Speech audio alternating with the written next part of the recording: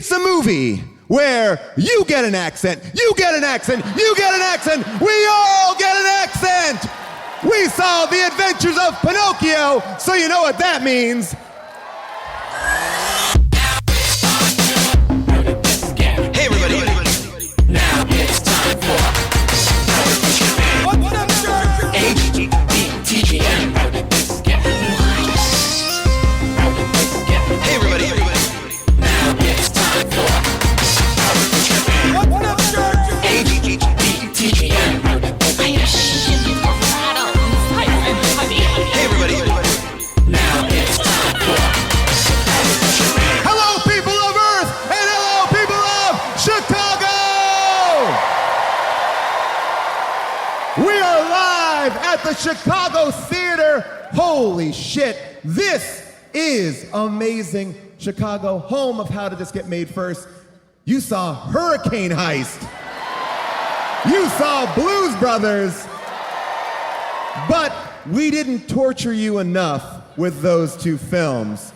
We needed to turn it up a notch, and we did, with the Jonathan Taylor Thomas, Martin Landau fantasy child's film? JTT in full effect for the last 30 seconds of this movie. The Adventures of Pinocchio is everything that you love about the beloved classic Pinocchio, but really fucked up and weird. It's like they took all the children aspects out and replaced it with like David Lynch crazy. It's going to be very hard to talk about this movie because Jiminy Cricket's not called Jiminy Cricket. Stromboli is not called Stromboli. So we may have to get around that a little bit. But to help break it down tonight, we have two amazing people, my two co-hosts. Please welcome first, Mr. Jason Mantzoukas!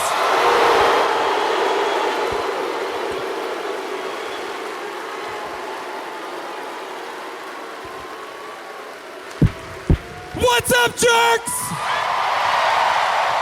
What's up, Chicago? How we doing, balcony? Well, well, well, we meet again. Jason, Paul. have you ever seen this movie before? I have not ever seen this waking nightmare of a film. This was haunting.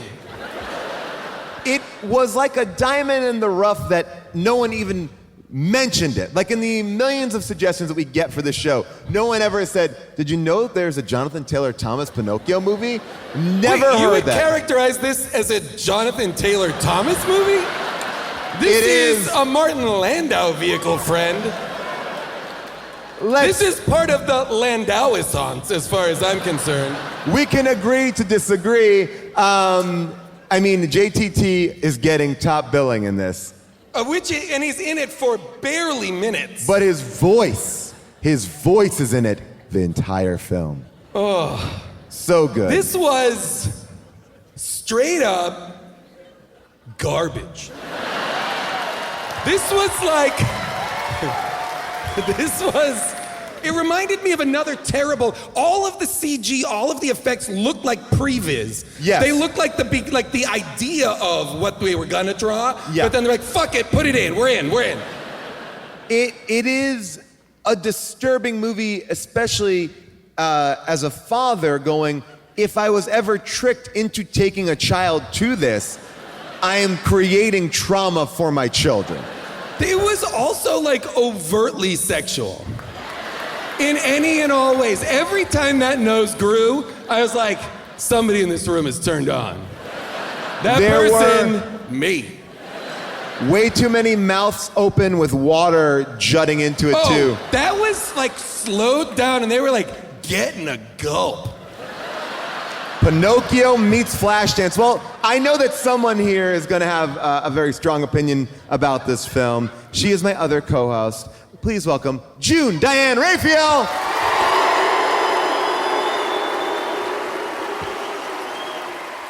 How are you, June? I'm doing okay. How are you? I'm fine. Thank you for asking. June, we watched The Adventures of Pinocchio together today. Yeah, and let me just set the scene because we're staying in a very nice hotel. I love a luxury hotel But experience. let's not tell anyone I'm where not going it to is. say where it is. I'm It's just a going Sheraton to say 4 Points. Get used to it. If you're in Naperville, come knock on our door. I'm just going to say it's a luxury experience. Sure. It's between a Subway and a Domino's. And it's totally cool if you send it up to the room. And I love that experience so much that I'm willing and able to watch whatever comes my way. I mean, you saw when you came back last night what I was watching. Yes, we were watching Chicago Live, the replay. It's at night. Yes, So it's a replay of what is a live morning show? I think so. And it was And it's still terrible. called Chicago Live, even though it's taped replay. earlier. Yeah. But I can fall into whatever the TV has to offer me happily. Oh, if I'm in a hotel, Guy Fieri is on. I mean, Triple D, baby. But if I'm at home and Guy Fieri comes across the screen, I'm like, this fucking guy? Get him out of here. But in a what I'm hotel, I'm saying. like, this is the best thing I've ever seen. absolutely. I'm just happy to be there, happy to have been invited to the experience. Yeah. And so for me to have such a negative reaction to a movie during a luxury hotel experience means it's really quite bad. Yeah. Like, would you rather watch this movie again or have 1 hour and 45 minutes of diarrhea? Like, that's the length First of all, the there movie. was no way the movie was an hour and 45 No, minutes. it This was a 5-hour movie. 96 minutes. Not 96 possible. minutes that felt It has to be longer. It has to be longer. That's not 96 possible, minutes Paul. that felt like longer than Endgame and Infinity War I'd put watch- together. I'll say this, I watched the whole movie. Then I clicked on it to see how far it had progressed, 22 minutes. I was like, that can't be right.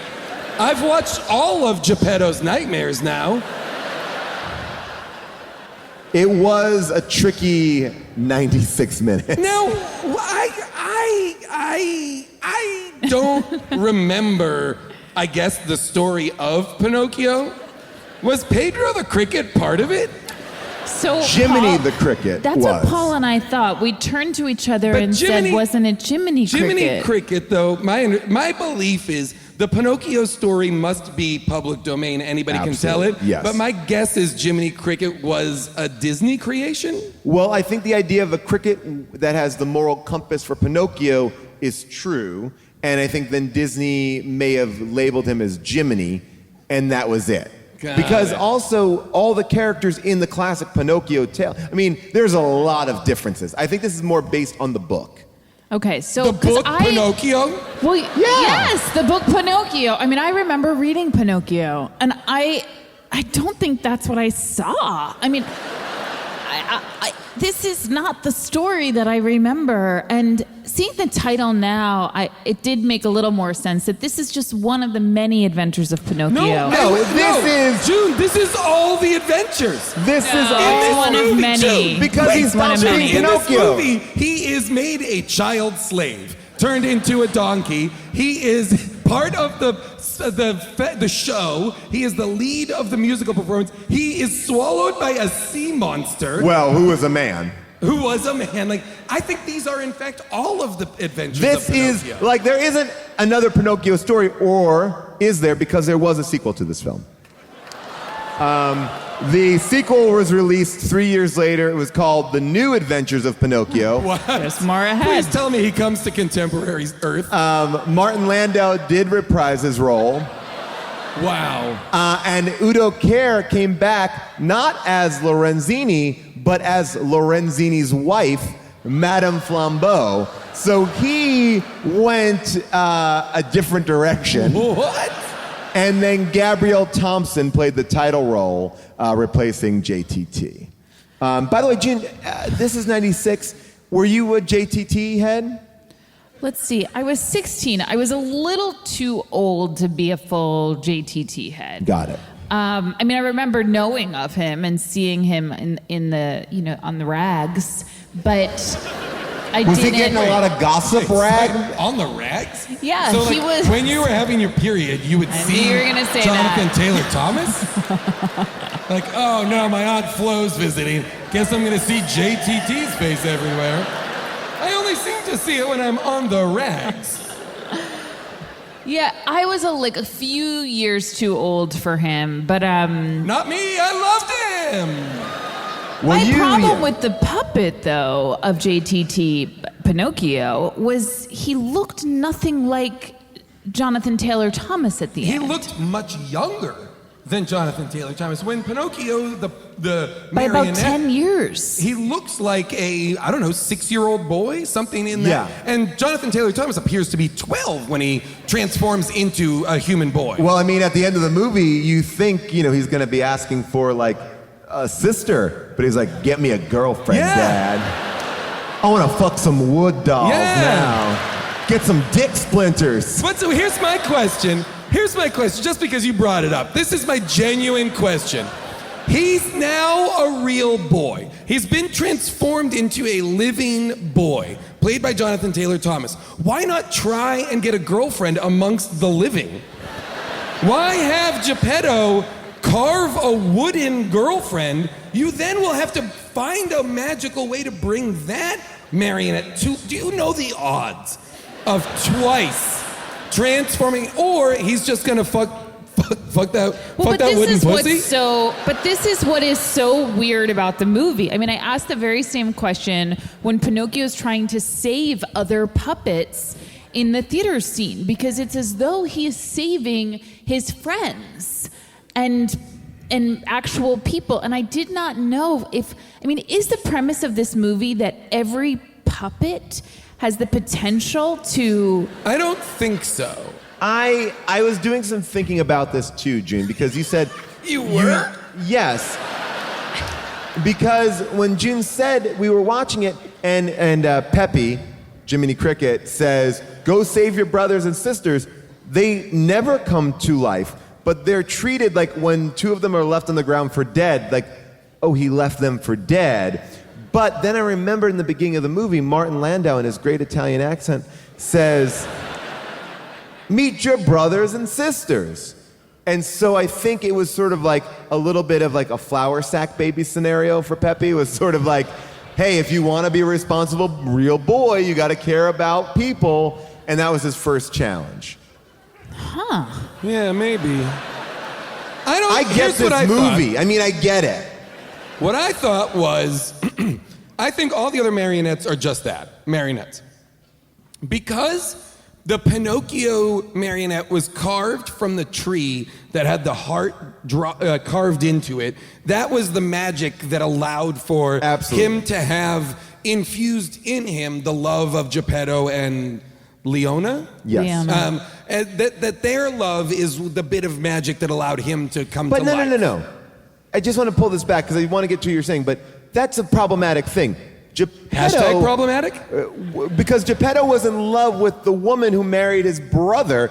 Didn't seem like she was in love with him or knew about it till he was rowing off the sea. It's like, by the way, I fucking love you. Also, and she's like, I don't have time for this. Also, do you have access to the movie right there? Yes. Can you, while I set this up, go to the very last beat of Geppetto? After Pinocchio runs away, we have a shot of just Geppetto and Leona, and it's now they are in love they live happily ever after, and she looks miserable. And there you have it. Geppetto and Leona lived happily ever after. Luigi ate They a lived lot of happily ever after? He touches her shoulder, she recoils. Yes, she looks like she is not there at her own will. It literally looks like she's being held prisoner by the puppet maker. She expected him, and rightly so, to die at sea. And she didn't want to be like, I never loved you in that moment because she thought that would be too harsh. And now she's, what a wicked web we weave when we try to deceive. Am I right? What if we reversed around this right now? What if in this shot, we reversed all the way around and saw what they were looking at, and it was just the Pinocchio marionette lying on the ground. And the whole thing was Martin Landau's crazy. He was insane, and everyone is humoring him. Did anyone else think that the magic, that Pinocchio might be the spirit of Geppetto's brother? Whoa. Hold on. What now? How so? I think there's a world in which, because the magic of the movie is so strange. I don't know if he's their child. Did Leona and Geppetto's brother have any children? Doesn't seem like it. No, it doesn't seem like the brother was a really interesting add-on because it felt like it was always an unrequited love, and then at a certain point it's revealed, oh, that was Leona and she was married to my brother. Well, what was interesting is when we in the beginning scene is when they're carving the tree. He's carving the initials in the tree, and they're young. And then it cuts to, like they say, a few years later, but it's Martin Landau's an old man. Yeah. Yes. By the way, he missed his shot by a lot. I mean, by the way, I love the opening VO in this movie because you're introduced to Geppetto through his voiceover, which just sounds like an old man ordering a bagel. Give me and the poppy seeds and tomatoes, not too much. It's like he's yelling at you. It might as well be Richard Kind narrating this movie. I don't know. What is going on with? All right, so I'm a baker. I'm carving my initials in a tree. I always thought the story of Pinocchio was that Geppetto wanted a child. I don't believe I don't think the legend of Pinocchio has as its root like an enchanted log. No, Yeah. I mean, the whole idea, this is the issue they have. He's in love with Leona, so the log becomes enchanted, so his love... lightning strikes it too, I think. Right, so his love then gets him a boy? It's like, oh, I would love to be in love. Well, you got a son. Huh. Okay, it's sort of like I'm in kind of the right place. I got the lift left me in the general area. I got to walk a little bit further to get to where I want to go. But it's a weird thing that he gets a boy because he's in love. I wonder though, if in making this movie, they were, because it was live action, they felt it was too creepy to have a man of Landau's age just want a little boy. You think that this movie avoided creepy stuff? I have an update. They did not succeed. This was straight up erotic. The first moments that Pinocchio comes to life, and I'll say it the Italian way, when Pinocchio comes to life, he immediately gets into a bathtub with Martin Landau. Martin Landau is wearing clothes in the bath. Fucking Italians. I literally thought that Martin Landau was like, I can't be naked and a little boy gets in the bathtub. Yes. I can't.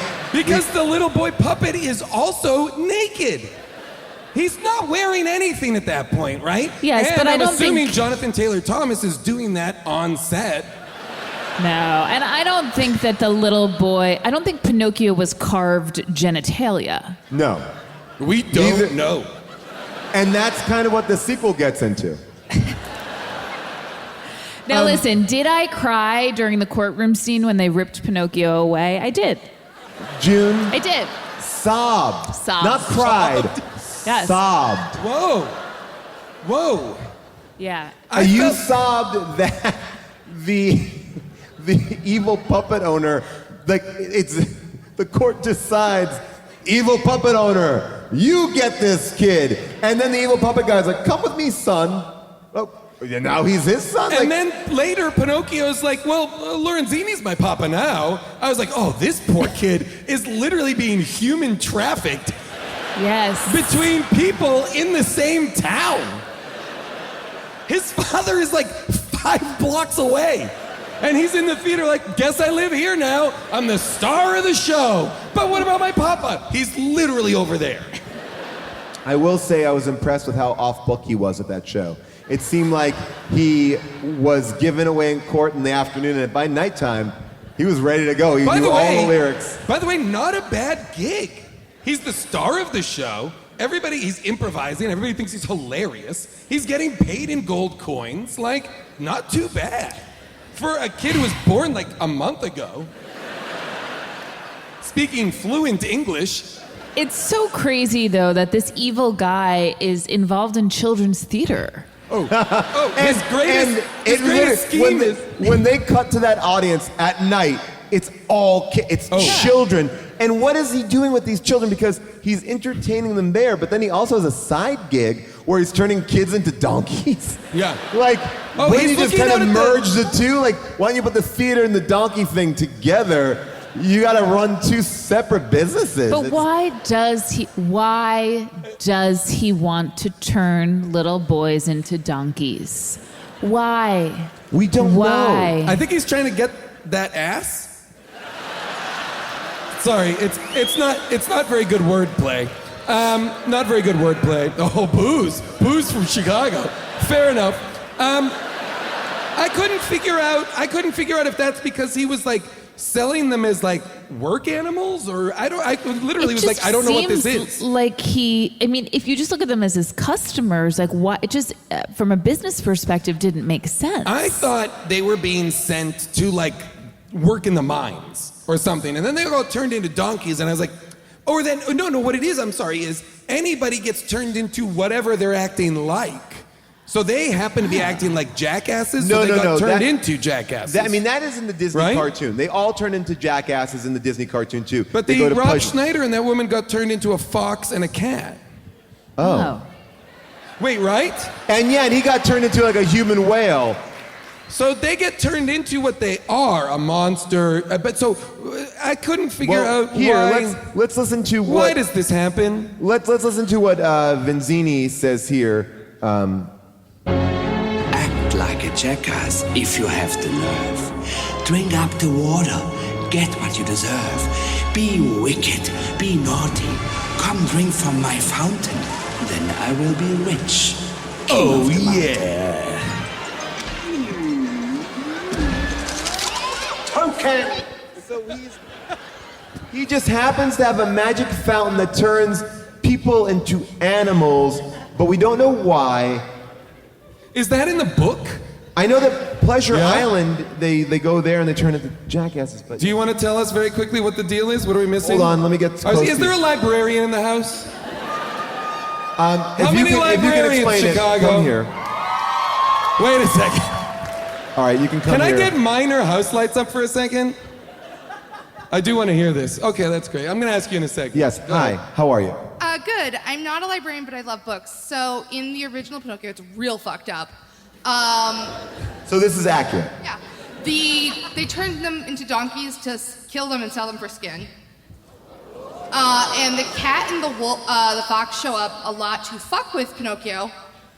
I know one time they take him to like a tavern and they have him like spend all this money for food, and then they like rob him and string him up, like hang him. And then they encounter him again and they like convince him to bury a bunch of money in a field, and I think then they rob him again. Well, that happened in this movie, yeah. Yeah. And throughout they keep popping up and like throughout the book, and then why were they turned into? For the skins. For the skins, then they would be skin. Oh, so they're turned into anything that can turn into skin? No. They were turned into donkeys for the donkey skin to be made into like drums or something. Okay, so there was a big drum market. Very quickly, if you're a librarian, will you please stand up? Wow. Okay. That's a decent number. All right. Okay. All right. Oh, wow. Look it up there. Nice. These are heroes. We love our librarians.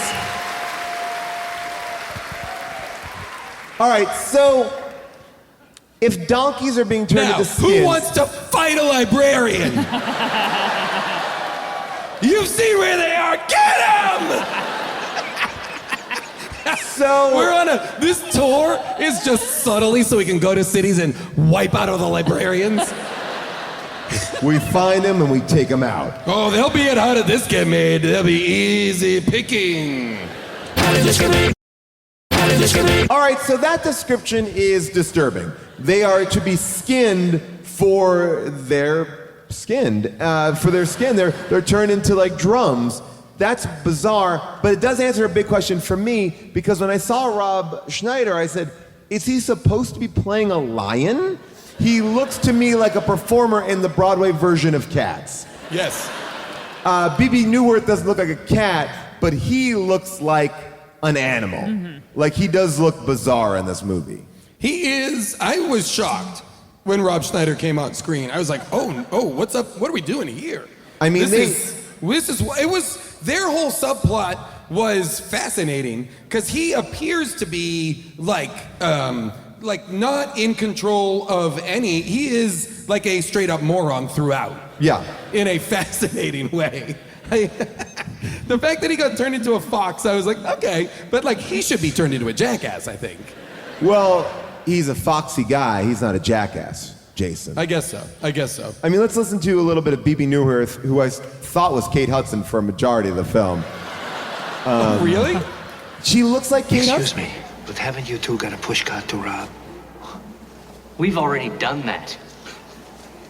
Come, Pinocchio. Oh, but Geppetto, darling, we were just playing with him. He'll play with his own sword, thank you. Can you pause what for a second? sort? Now, these three people are supposed to all be Italian. Correct? All three of these people are doing their Italian accents? These accents are gonna come and they're gonna go.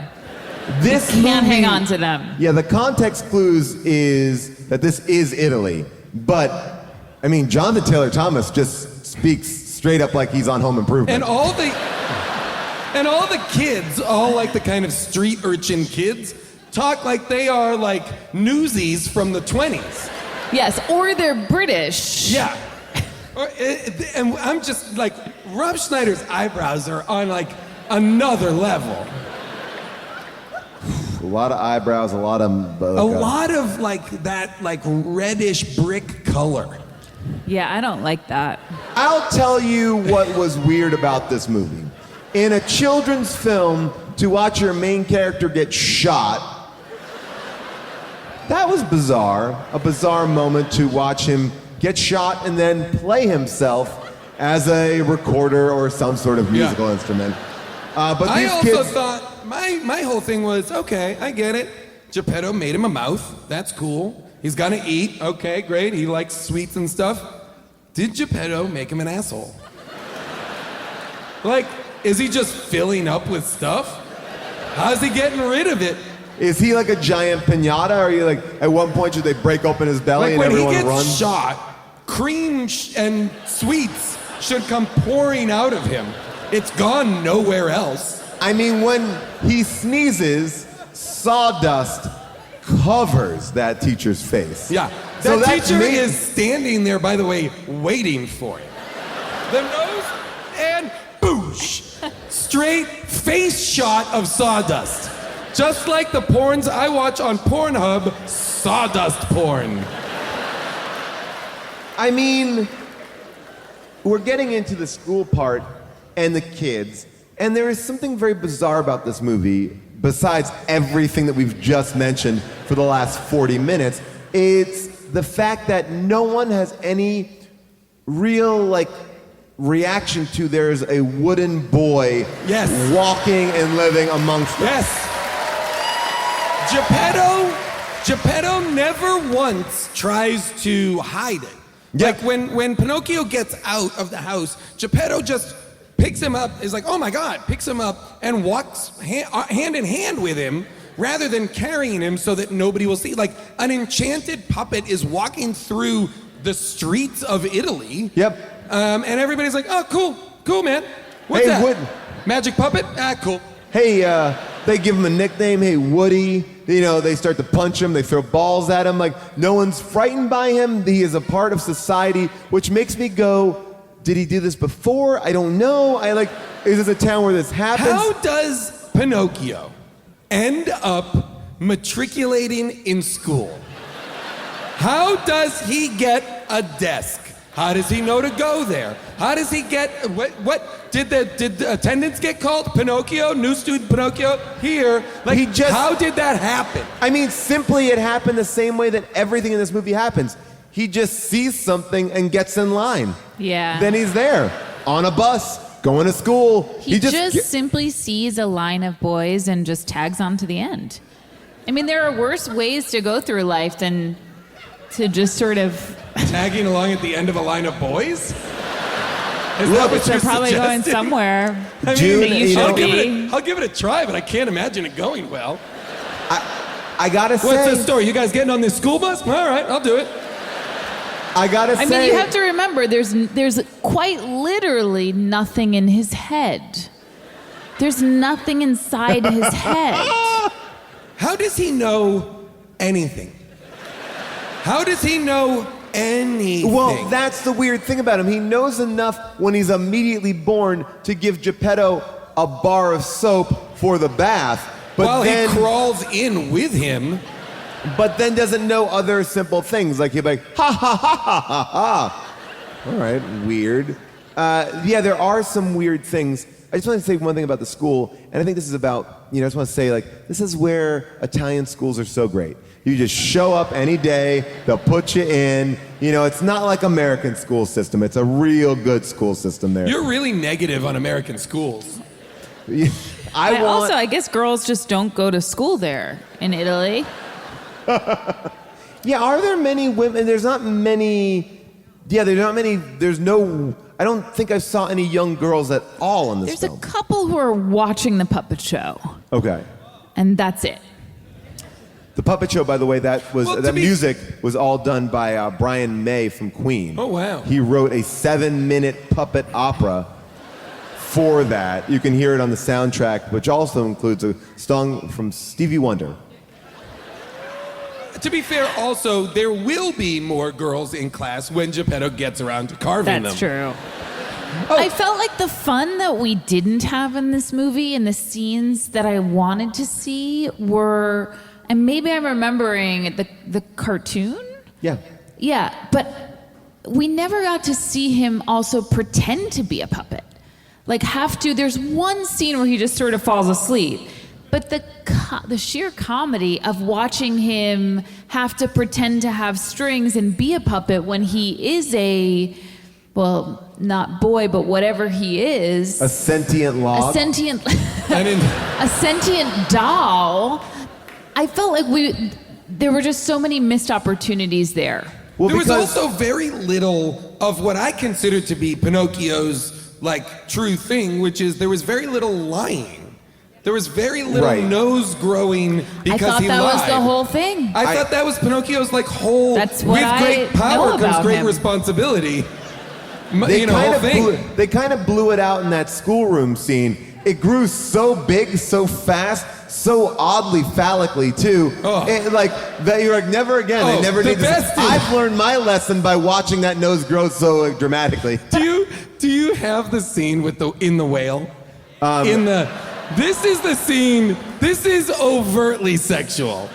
So they're in Pinocchio and Geppetto have been swallowed by the Lorenzini once he's turned into the sea monster.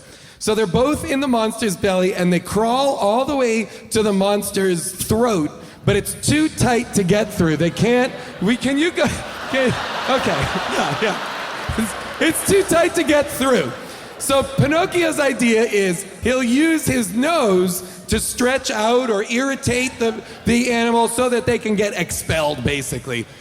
Basically, they do reverse bulimia here, and they make him puke from the inside with his long nose.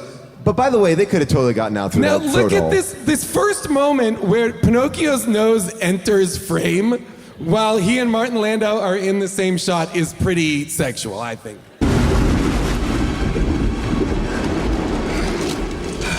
Eye contact. I know what I have to do. I hate you, Papa. What? I never, ever missed you. That's a lie.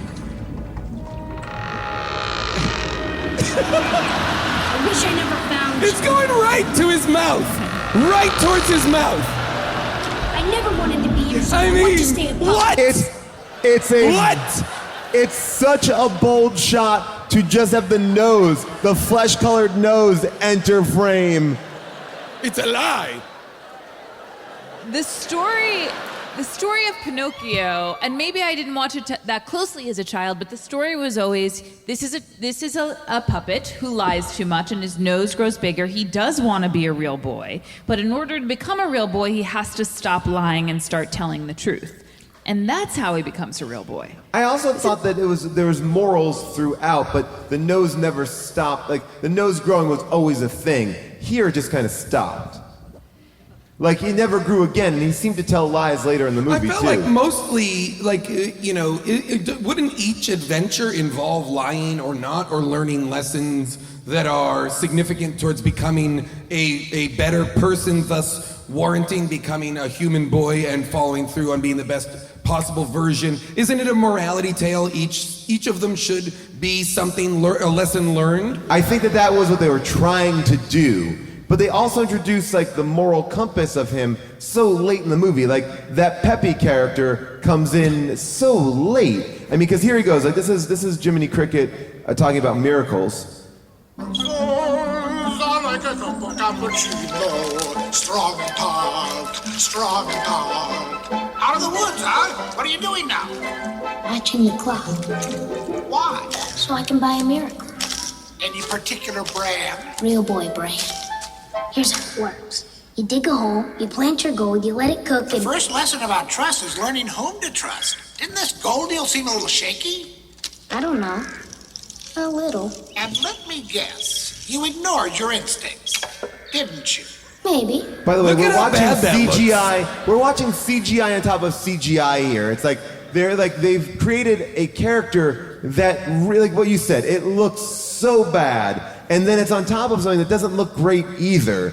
And this is a long scene between two CGI characters who are not there and don't look good together. They don't look like they're in the same world. It is clunky as fuck, this stuff. Wallace Shawn was the original voice of this cricket. Amazing. Was in the trailer, and they said, and the voice of the cricket, Wallace Shawn, but something happened, and he is not the voice of the cricket in the movie. But this is where he kind of, I think, tells You don't Pinocchio. give maybe to the president of the cricket union. Now, He Wait, keeps, what on was that? saying, he keeps on saying he's the president of the cricket union, and union rules say that he has to stay with Pinocchio, but are crickets moralistic creatures? Well, that's is there a cricket? Is there are crickets in this world like guardian angels? One is assigned to a boy or a child and is meant to look after? I don't know. I also could not understand the cricket. I just simply could not hear what was being said. But talk about your papa, or I'll be falling down on the job. No! Look. Again, My I papa watch wants me to everything be- with subtitles on, so I'm mostly just reading. Paul tried to watch this movie with subtitles on and I turned it off. It's true. You want to enjoy the magic of the cinema that's happening here. You respect I the visual prefer to image. watch my movies than read them. But yet, one of the characters you could not understand. No. That's part of the joy of movie watching. Maybe they wanted it that way. Well, clearly we have some questions about this movie. We've barely kind of tackled many of them. I'm sorry. we have not we talked even about talked everything. about this movie? I mean, we are getting into it where I wanted to open it up, but Landau bathes in clothes. Puppet tries to get in bath with him? Question mark, exclamation point. How does he know how to talk? Question mark, question mark. He does Why doesn't- impressions. Why doesn't Nose boner. Sorry, go ahead. What was it? Why doesn't Leona freak out that the puppet can talk and walk, etc.? I wrote down goo. this. I wrote down, this isn't his job, because Geppetto goes, you keep each other busy while I'm at work. So he just makes all those fucking puppets for fun, and then Leona says, oh, I've made these clothes for puppets, And I'm like, is there so much puppet commerce going on in this town? Well, Lorenzini's basically thinks he's gonna get rich with a puppet show for kids, which itself is And the parents don't fool's attend. gold. The parents don't attend with the children either. That's like, just go out, go see your puppet show. We'll be I back. mean, okay, here we go. How does he have teeth? How does Pinocchio have a full set of white human teeth? I'll do one better. How does eating hot peppers translate into breathing fire? Great. This man eats a chili pepper, blows into a horn, and creates more fire than a giant flamethrower. All of a sudden, it looks like Once Upon a Time in Hollywood, and he's got these chili peppers to thank. He gets, during the production of his play, Pinocchio gets paid mid-show. That's as if someone walked on stage currently and gave me this show's income.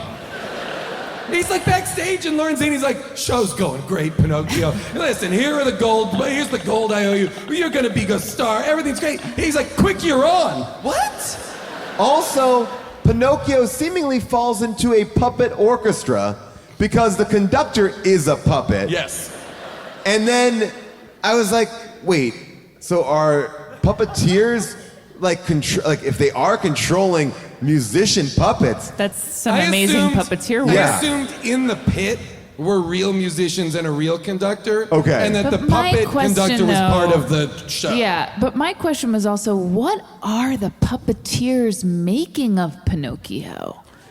I mean, That's a threat. they're doing, of That course. right there, that's a threat to Their their whole livelihood. industry is about to collapse before their very eyes. Puppeteers should want this kid dead. Yeah. This, I don't know, it might They're out of catch. business. It might catch to the other marionettes. Maybe they're gonna become alive.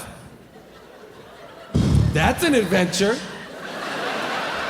When the Puppeteers Union joins up with the Crickets Union to eradicate Pinocchio. I mean, this is like a puppet. This is really a union story. I mean, union all the way. I would love it if in the sequel Pinocchio like steals an apple and turns back into a wooden boy, a wooden puppet. You don't have to like it. I said I would really didn't like. I was surprised at the end to realize how attached I was to Pinocchio, the wooden puppet, because I really did not like seeing his ears gnawed off like that. Or ripped off too. The donkey ears are ripped off. Yeah, they're by ripped off, and there's Lorenzini. just those sharp edges, those Don't sharp, rough edges. Don't you think that his ears should be deformed? Like he should have like cauliflower ears when he turns into a boy because of that? Because at the end it feels like someone goes, yeah, what happened to all those boys that were turned to donkeys? And the narrator quickly is like, oh yeah, they all got fixed. How? Where was the serum? We didn't see that scene. I saw a donkey walking with Pinocchio, and that donkey is gonna live. I feel like those boys did not turn back into humans, but they just are glossing over that. Hey, you win some, you lose some. I mean, this reminds me of a didn't story care my for it. grandmother used to tell. Oh God. Let's My- all prepare ourselves. My grandmother used to tell me this story when I was a kid, that I needed to lock the door to my house. Because when she lived in Garden City, this is where my grandmother lived in New York, she's like, when I lived in Garden City, there was a little boy and he didn't lock his door. And one day, he was in his bed. I already know this is deeply irresponsible of her to have said. And he heard footsteps coming up the stairs. Slowly, slowly, slowly, slowly. And then he got really nervous and he got under his bed and he was under the sheets and the door opened, creak it out. And then the boy looked and it was the local butcher and he got scared and then all of a sudden the butcher grabbed him. And the mom came home. The boy wasn't there. She brought home her chopped meat. No, Paul, stop. Stop it right now. What are you talking about? And Your grandpa? And What? And the What mother, are you talking about? and then as the mother was making hamburgers for her son, she started making hamburgers, that the hamburger meat starts like, Mama? No! Mama? Wait, Paul, the chopped no. meat, the meat knew? Because the The meat meat- was the boy? The meat, but that, again, no, once it's turned into meat, the kid wouldn't know. At that point, it's just meat, you know? Oh, I that's am unreal. I am shaken on my insides. My grandmother was a part of the cricket union, so I will put that out there. What are you talking about? Every step of that story is fundamentally irresponsible. And I told you a much abbreviated version of it. That the butcher came, so your grandmother lived in Garden City in an environment where meat was so scarce that the local butcher would go house to house looking for unlocked doors and kids left alone at home. Yep. I was a latchkey kid. Was this because you were a latchkey kid? Yep. Was this her effort to be like... She was trying to get you when you came home from school, Yes. before your parents came home from Yeah. work, to lock that door. Yeah. And her, yeah, I mean, get that. that's probably wasn't effective. Did she technique. ever hire someone in a butcher's apron with to just stand outside your window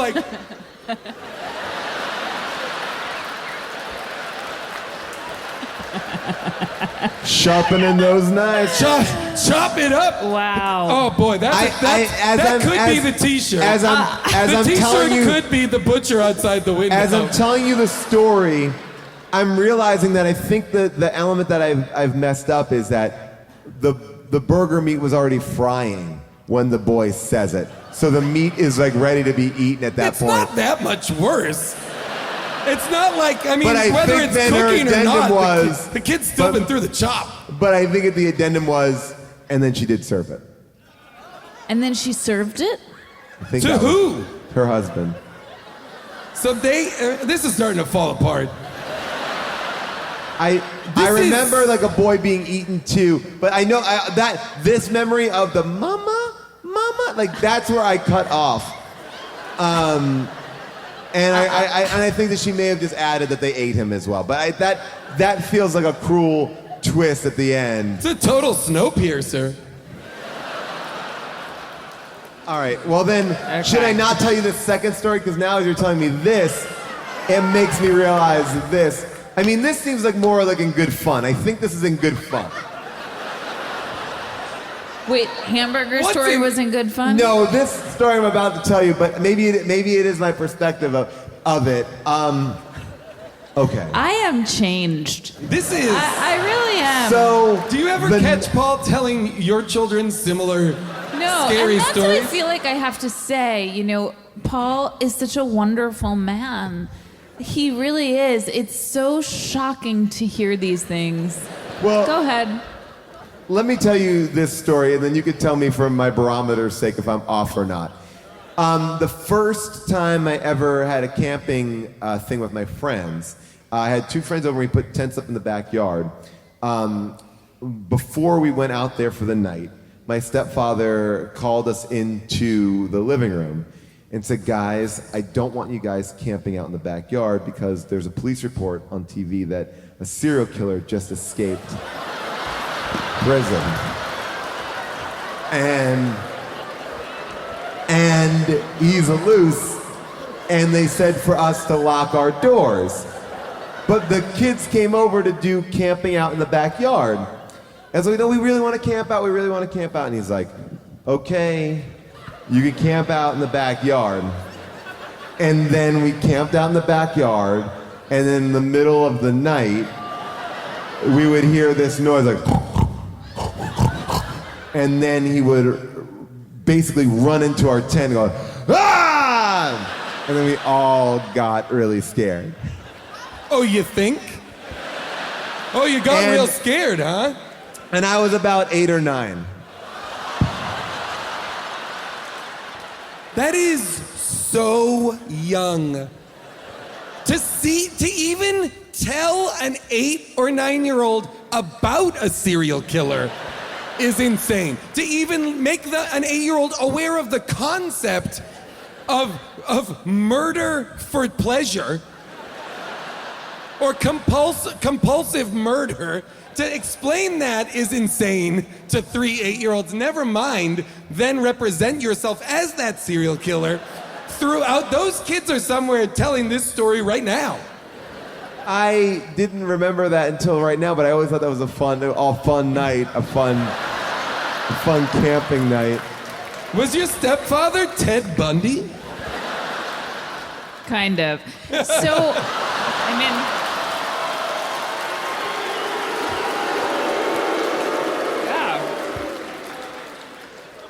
we're having fun, Chicago. What a great town. Oh, boy. Maybe we should go into the audience. yeah, I'm gonna start crying. We need a palate cleanser. All right, but before we do, I'm gonna put on my special hat. I'll hold the mic hat. This is just so. Can we get house lights? All right, so here we go. I want you to introduce yourself with your Italian name. We heard a lot of great Italian names here tonight, so introduce yourself with your Italian name and let me hear your question. Yes, you ma'am, come over here. What's your Italian name and what's your question? Here we go, all right. Justino. Great, and your question? My question is, when Geppetto created that puppet inside the monster with like the spare fish parts and eyeballs, what did he use to keep it together? Fishing wire. Fishing line. But by the why way, didn't that fish boy come to life? But by the way, that monster had only been alive for minutes because he drank the water, his eyes bugged out, and I guess like his inner creature was a giant whale seaman. I mean, that was a bizarre connection. It should have been like a rat or something. Yeah. All right, we're up here in the balcony with someone wearing a "How Dare You" shirt. It's a June homemade shirt. It says "How Dare You" from our Drop Dead Fred episode. Your name in Italian, your affiliation, and your question. My legit Italian name is Nicola Isabella Sono Cacciano. Okay, great. I'm a Team Sanity. Oh! Actually, the shirt is for The Late Show. Okay, got it. Yeah. So my question, comment. So everybody, you know, you've been saying that everyone doesn't really see Pinocchio as a puppet, except Dawn French, the baker's wife. She's the only one who sees him and fucking flips out. She's screaming, she's throwing things all over the place. She's the only woke person in this entire movie. Or is she not woke because she sees differences and freaked out? But that's a good point. I think... Oh, see, I thought she was just mad. I thought she was mad he was ruining her food. Well, he was eating all the cream. You know, I don't think she was afraid of Pinocchio. I think she was upset that he was ruining all the food she'd made for the wedding. Wasn't that it? She's saying, get out of here, you know, whatever. I feel like... I also thought she was like, this is a creature. I'm scared of this creature. I must kill it. Like, I feel like if it was a boy, she wouldn't be throwing pots at its head. I don't know. I think she probably would. I think she would. I mean, remember, she's Italian. Fair point. Sir, your name, your affiliation, your question. My name is Gregory. Great Italian name. Team Sanity. You don't think it's Gregorio? Yeah. And my question is, since nobody in this town seems to be able to tell the difference between a boy and a puppet, why wouldn't the guy just hire boys to be in his show? Great question. Finally getting somewhere with the balcony. All right. Because, I mean, the simple answer is, well, Pinocchio does look, well, yeah, but I guess no. I guess they are... It's a marionette show. Yeah. What are we talking about? And We're not going to also hire children. Yeah. And what, tie strings to their arms? Oh, yeah. We're not going to I'm sorry, Team Sanity. You think that it's okay to just tie strings to kids' arms? Oh, no. You're right, Jason. There's a lot of, this guy really cared about the kids. That's why he turned them into donkeys to skin them. Hey, to make drums. Italy needs skins. All right, ma'am. How about your question? Your name, your affiliation, your question. Okay, my name is Milan. Didn't make that up. Team Sanity. Okay, great. Thank you. So my question is, at the end of the movie, they say that the donkeys turn back to kids based on doing good deeds. How do donkeys do good deeds?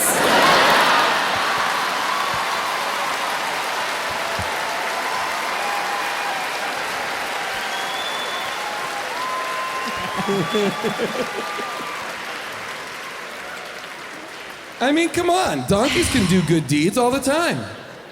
Donkey, they can like pull the carts at a soup kitchen. Yeah, I mean, donkeys, I think of donkeys as like as worker animals. Didn't Donkey do a lot of good deeds in the Shrek movies? Yeah.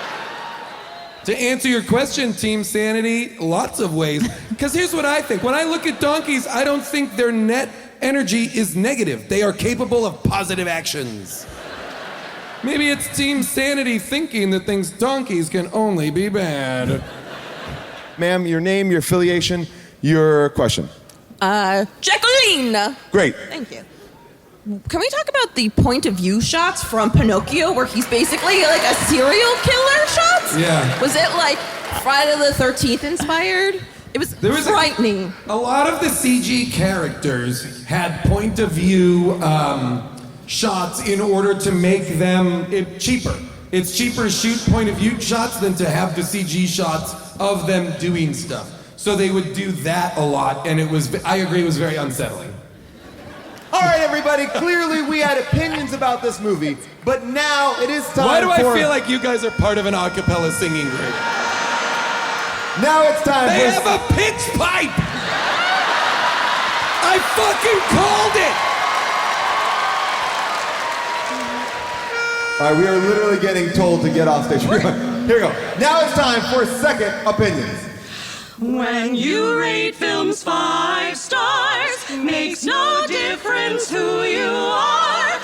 Anything you type will go on Amazon.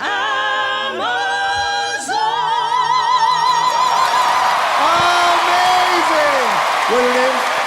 Give it up for Corinne, Melissa, Ashley, and James. These are 5-star opinions culled from Amazon. There were 69 total reviews for the film, 67 5-star reviews. And here we go. This is all compiled by Nate Kiley. This one starts off from Marianne Fideli. She goes, "It's what I wanted. 5 stars."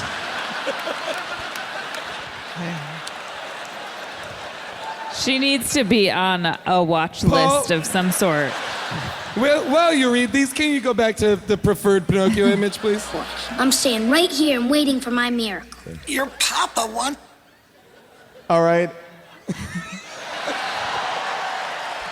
This one... Just so you can remember, this is the movie the person wrote the review about.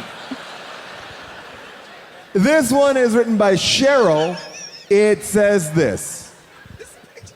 This is an unusual production of Pinocchio. You think? My teenage son said it gave him nightmares. 5 stars. Okay, I don't think she understood the rating system. That's a mom who parents like your grandmother. Georgia Galeri writes, a must-buy for children and child daycare centers. 5 stars. I don't think we should be putting this in the child daycare center.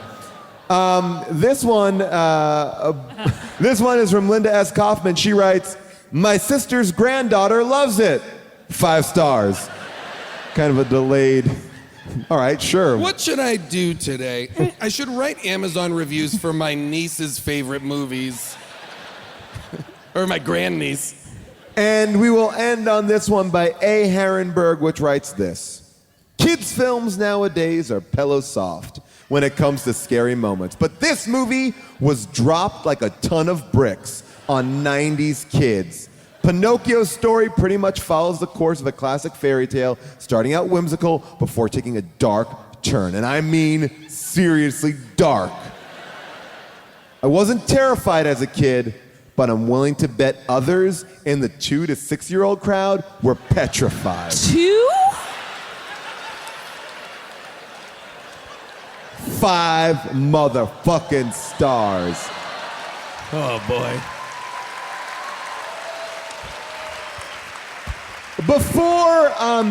Before we get into whether or not we'd recommend this movie, because I think it's pretty clear what we think about this movie, I wanted to bring up this little piece of trivia that I found about it, which is Avril Halley, our producer on the show, she finds all these movies. She found this Terror Nightscape for you.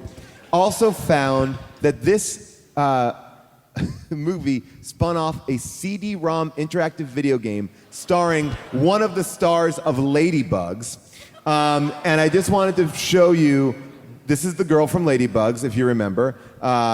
So here is... She was the one that Rodney Dangerfield is like, don't worry, when you get older, you're going to be pretty and everybody's going to like you or something like that. Yes, exactly. Right? So now here's, you are the new Pinocchio. Martin Landau talks to you like this. How are you going to be able to find Pinocchio? You're not even made of wood. We'll help. So you get to follow along with her, and then this is where it gets terrifying. At the end of the game, when she's talking to the donkey boys. Oh, turn this off right now. No. Then his trick is that he gets you That's to a act donkey like girl? jackasses. Yep. Then he turns you into jackasses. It could never happen to me. It just did. This game is straight up terrifying. That's a game? That is a CD-ROM interactive game. They just took out all the choices. And by the way, this movie throws around the word jackass a lot for a kid's film. Some notes. And is it like a jerk-off game? Asking for a friend. The movie came out in 1996. The tagline was, it's a new angle on a classic tale, and that's no lie. And here's the thing, the budget for this movie, $25 million. What year? Wow. 96. Wow. Opening weekend, $3.8 million. Wow. It By the came way, in- that's not nothing. No, You know, movie that's came like in. You know. I think the people probably went to go see JTT. This is at the height of JTT madness. The movie came in 100 out of all the movies made in 1996. The top 3 were Independence Day, Twister, Mission Impossible. It was beaten by Jingle All the Way, Dragonheart, The Island of Dr. Moreau, Escape from LA, The Quest, The Glimmer Man, Kazam, and The Phantom. But it beat Barbed Wire and Lawnmower Man 2, which we didn't cover on this show. But that's a little fact about it. Wait, there was a Lawnmower Man sequel? Yep, Lawnmower Man 2 Beyond Cyberspace. Oh, God. Jesus Christ. Jason, June, I go to you now. Would you recommend this movie? Of course not. No. No. You don't even think it's interesting to watch a little bit? I don't. Yeah, no. I didn't care for it, and it was not fun enough. Yeah, I mean, I have to spend time erasing some images and imagery that I saw. Now, to be fair, after this scene, I came and went to sleep. The scene, of course, Jason's referring to is when Pinocchio has cream all over his mouth. That's what we have as our still frame for the whole show. This visual. What I want to just point out, you can search this picture at home. If you type in Pinocchio image, this normally comes up. This is not a shot that someone took. This is a press photo for the movie. No! So, yes, that's why it has the watermarking on it. So, someone thought that this representation of an open-mouthed Pinocchio with white cream all over his mouth was the right way to advertise. This leads me to believe there was a cut of this movie that was a porno. that like when Pinocchio would leave Martin Landau, he would get up into like sexy Italian adventures. By the way, this puppet took 9 months to create and operated by 12 different technicians. 12 different people to control this masterpiece. I didn't like the scene. I'm sorry, I'm just noticing a few things. I did not like when when the wood started to turn into flesh. Yeah. I thought that was very creepy and unsettling to look at. Yeah, at that point it was a relief because it was almost, you knew it was going to be over. And the tear goes and yeah, it's... I don't like that. Yeah, it's just, yeah. And by the way, when he does turn into a real boy, that version of the puppet looks just like Jonathan Taylor Thomas. Like for a second, you see it perfectly. It is Jonathan Taylor Thomas. But no, like right before, like when it's like this you'll see it like that, like. Yeah, he looks closer to him. Oh, Yeah. I see. Maybe that was a little CGI. Yeah. I don't know if I would recommend this movie either, but it's so bizarre and You so don't know weird. if you would? I There's a feel like part there of are you that some says choice yes. nuggets in here that are worth like watching because it just keeps on going. It's a movie that when I would turn away for just merely like 2 or 3 seconds, I was completely lost, as if like hours had passed, and it's like, so now what's happening? It's like Game of Thrones. We watched it together and we had to recap scenes over and over again. We simply were losing the thread. I want to be clear for this audience here and the one at home. You would not recommend watching Drop Dead Fred, but you would recommend watching The Adventures of Pinocchio. First of all, this is a classic Team Sanity point of view. First of all, that Pinocchio. I don't think that I ever went on record and said I would not recommend watching Team Fred. I just said it's not a good movie. Anyway, people, that show was a lot of fun. And now we have to wrap it up. We have to say no, if it was between this and Drop Dead Fred, I'd say watch this. Yes. Wow. Paul, come on now. So, okay. I know it's all fun. I know it's fun to have a friendly rivalry. There's a lot of energy around it. It's a good time, but seriously. No, I would watch Drop Dead Fred over this. Thank I you. would, yes, indeed. Just for the pain. This has scarred me on a deep, deep level. All right, so Jason, June, we have done it. We have had many adventures with this Pinocchio character, and there's one last thing for us to do. That is to say goodnight. Thank you, Chicago! Hey, everybody, that is our show live from Chicago. Woo, boy, that was a big one. We are continuing the conversation about Pinocchio, and it does need to continue on the mini episode, which will be next week. And I implore you, I urge you to check in on what we're doing on the mini episodes. I see that the listenership is going up, and I'm loving it, and we're doing more and new different stuff.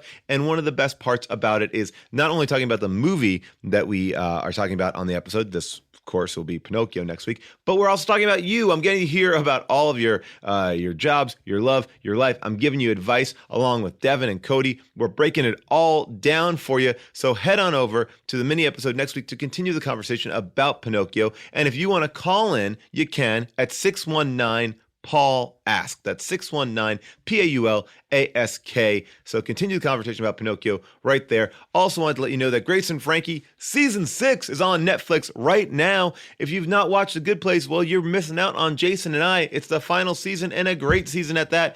So many great appearances, and what an amazing finale this past week. So if you've missed out, catch up. You are going to see some of us on there. Also, what else do I want to tell you? Oh boy. So much good stuff. Black Monday Season 2 trailer dropped, so that's online right now. Check that out. It's really fun. It gives you a little taste of what you're in store for in Black Monday Season 2, which starts March 15th. A big shout out and thank you to Avril Halley, one of our producers, for pulling this amazing movie. I mean, she really opened our eyes to a lot of stuff. Nick Kiley for doing all that amazing research. Devin, of course, who travels across country with us. Our producer, Cody, here at Earwolf Studios. Everybody at Earwolf. And we will see you next week for a mini episode. And if you're bored or you just miss How Did This Get Made in the meantime, well, head on over to tpublic.com/store/HDTGM to get your official Pinocchio shirt. And if you really just want to reach out and chat, you can do that with me. You can give me a call a text, please. Just a text. 917-877-0657. Let's do it, people. See you next week for How Did This Get Made mini episode.